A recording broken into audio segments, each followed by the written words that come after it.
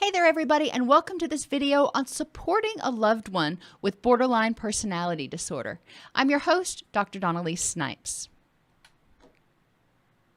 There is a lot that I could cover in this video, but this is designed to be a short one, so I'm just going to provide you with a few tips that may help you support a loved one with borderline personality disorder.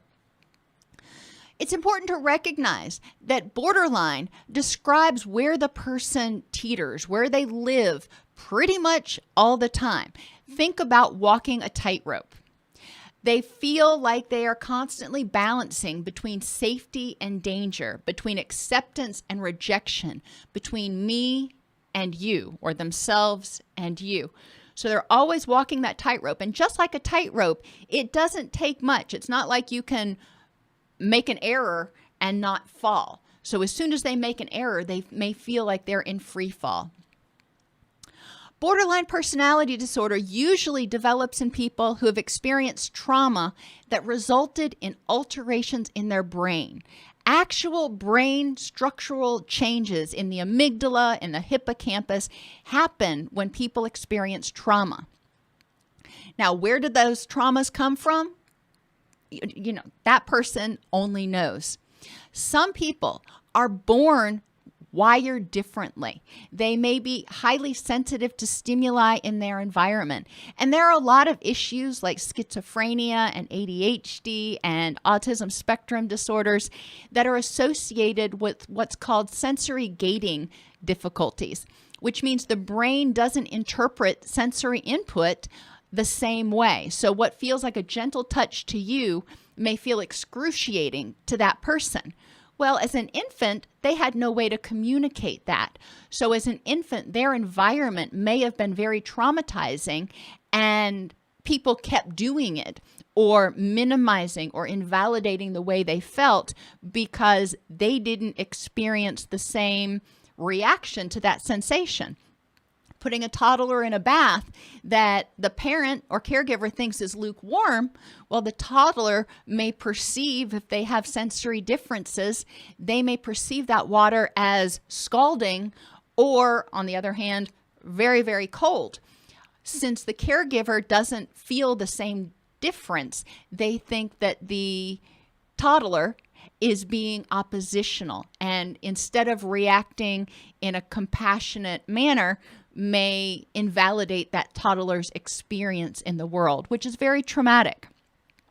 Because for that toddler, they're always on alert. They always feel like they're in danger of pain from the people that are caregivers, and they don't know how to communicate that, and they don't know how to stay safe. Other people may have had what are objectively considered traumatic experiences. There's been a lot of research on adverse childhood experiences, and those can come when there is a caregiver that is emotionally or physically unavailable because of substance misuse or mental health issues. They can come from experiencing or witnessing violence or abuse of any sort or neglect. So there are a lot of different things that can cause trauma. What's more important is to recognize that the brains of people with borderline personality disorder or borderline personality type symptoms, even if they don't meet the full criteria for BPD, probably experience trauma and or probably have brains that react differently to stressors than yours does. They're not intentionally, quote, overreacting. Their brains and their HPA axis, or their threat response system, operate differently with stronger reactions to situations, and they require a longer time to re-regulate. So instead of dumping a little bit of cortisol and adrenaline when something happens, their brain just opens the floodgates. And as a result, it takes longer for them to get back to baseline. Telling them to just get over it or let it go only compounds their sense of isolation and unsafeness.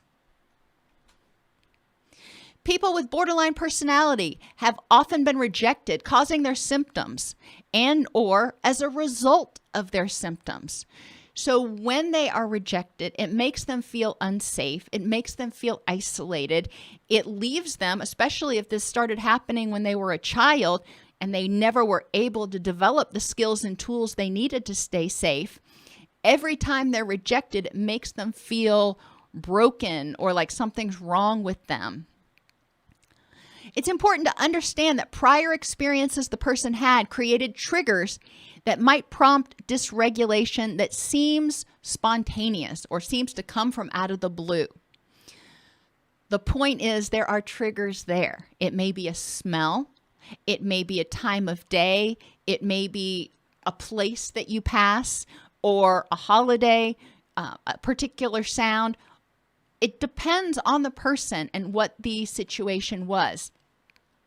It's important for the person to recognize that they've been triggered.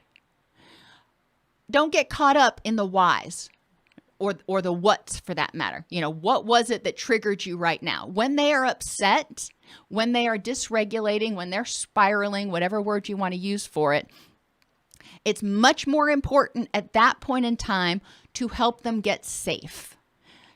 And to do this, simply consistently respond. Say, okay, I can see you're spiraling, whatever word they feel more comfortable using.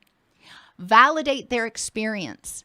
They feel terrified. They feel out of control. However they feel, validate that experience. Even if you're not sharing that experience, you can see that they're experiencing. So validate it. You know, I can see you're feeling a lot of pain right now. Empathize with how that must feel for them. You know, if you were feeling that kind of pain, you know, what would you want somebody to say to you? Empathize with them about how awful it must be or how frustrating or exhausting it must be to feel that intensity of emotion. And support them in tolerating the distress and riding the wave. Most of the time, these urges or triggers or emotional reactions will happen. The person may spiral. So the wave comes in and it crests and it goes out in about 20 minutes or so. Now, that doesn't mean they're, hunky-dory after that. But that means the worst part is over. It's important to help them ride that wave until it starts to subside. What can you do? And you can ask them, what can I do to help you feel safe until you can re-regulate? Once they've re-regulated, once they are back down into their wise mind, as we call it, backward chaining can be helpful, saying, okay, that was an exhausting experience. Let's look backwards and see what might have contributed to that so we can learn from it. Explore with the person situations that make them more vulnerable to dysregulation and develop prevention and wellness plans. If they tend to be more vulnerable to dysregulation when they are physically tired or if they're sick or they're in pain, okay, well, what can we do about that? How can I help you prevent those things? And when you are tired, sick, or in pain, what things can we do to help you feel safer and less vulnerable during those periods?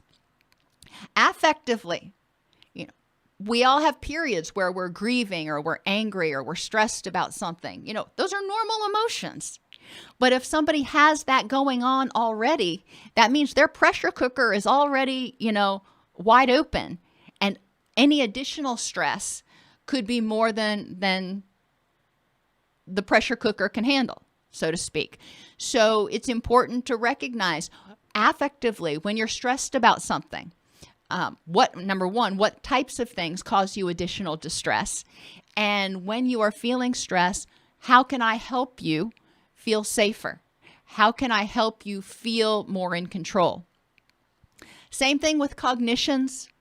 If they are having unhelpful negative thoughts, what things trigger those thoughts and in what ways can you best deal with those? And each person is going to deal with their inner critic and their negative thinking styles and pessimism in slightly different ways. Environmentally, and this is one we don't often consider, but what things make you more vulnerable to dysregulation? If somebody is an introvert or has social anxiety, then being in an environment where there's a lot of people, even the grocery store or the mall or, a work party that you have to go to, mandatory fun, all of those things can be extraordinarily stressful and can create the situation where the person is more vulnerable to dysregulation. They're already stressed to the brink. They're barely keeping their balance on that tightrope. It doesn't take but a little wind to throw them off balance. And relationally, what things in relationships, in communication styles, in nonverbals, tend to make you feel more vulnerable? What things have you experienced in the past that may make you feel more vulnerable in relationships now? And what's the best way that we can handle them? And it's important to connect with that person and ask them, what is most helpful? We want to empower them to give us strategies that are helpful for them. Journaling prompts that can help you. Reflect on the times that the person is dysregulated. Are there similarities? Sometimes we need help identifying things that make us more vulnerable to dysregulation. Even if somebody's been working with this for many, many years, they may still have some blind spots. So reflect on times that you're aware of where the person dysregulated. Are there similarities? What in those situations might have made them feel unsafe, overwhelmed, or rejected?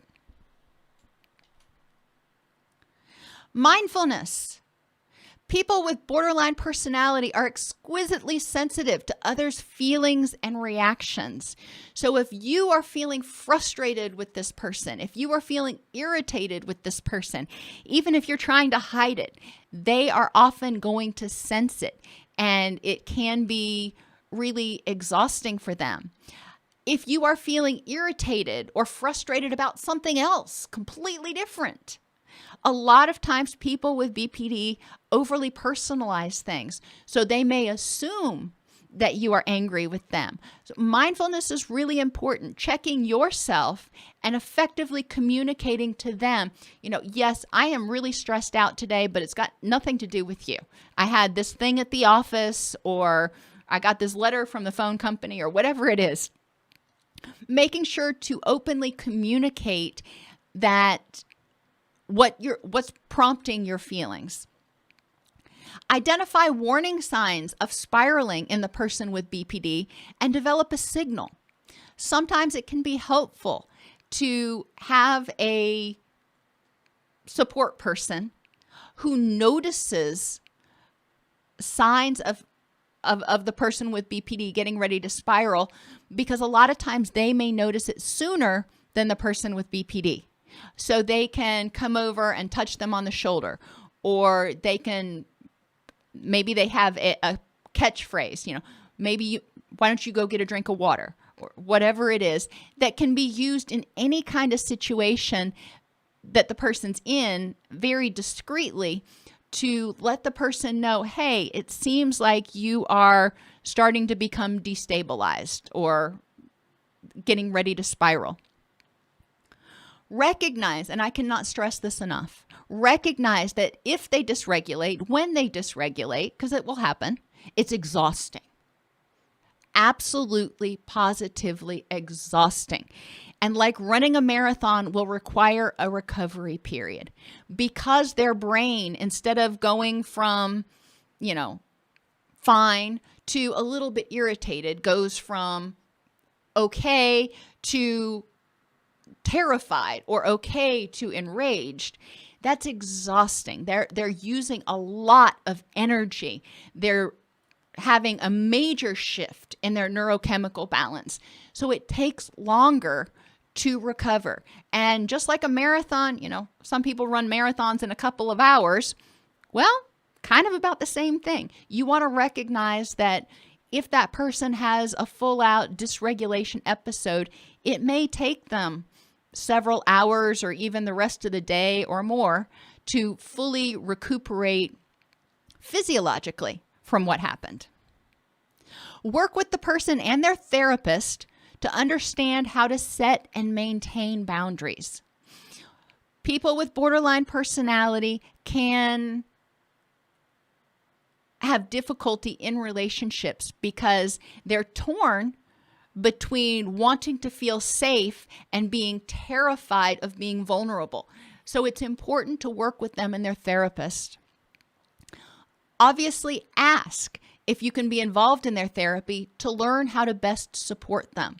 A lot of times, people with borderline personality have always been told, it's your fault, you're the problem, you need to go get fixed.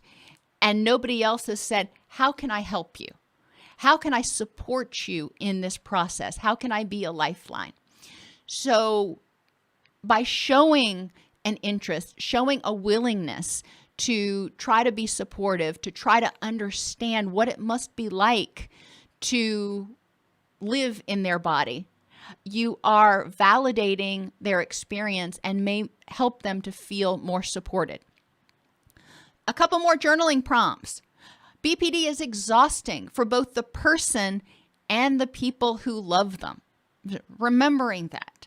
What reactions do you have to your loved one that might trigger their fears of rejection? What is the basis of those feelings?